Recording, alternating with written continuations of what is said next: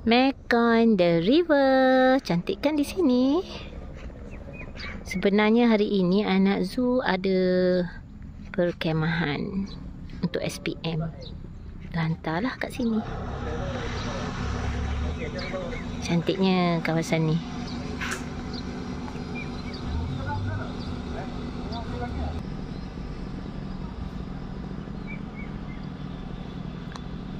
Tempat ni berhampiran juga dengan rumah zoo. Biasa juga datang petang-petang untuk makan angin, tengok-tengok, cuci mata kat sini. Sebab dia dekat sangatlah dengan rumah zoo. Tempat ni juga tumpuan guru-guru untuk hantar anak-anak pelajar untuk camp. Camp motivasi, camp kerja merlangan.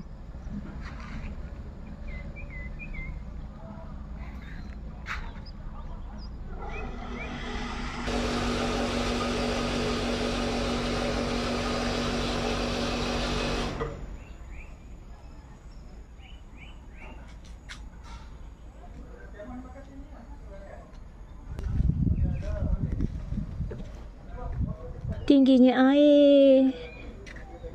Air pasang agaknya kan.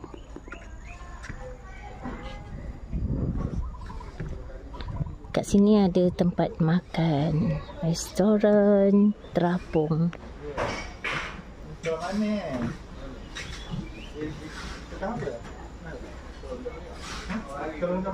Ada camp apa? Camp pengawal. Pengawal? Pengawal lelaki ni? Berapa orang? Berapa? Ha? 8 bukit kusut banyak je. 8. Juga.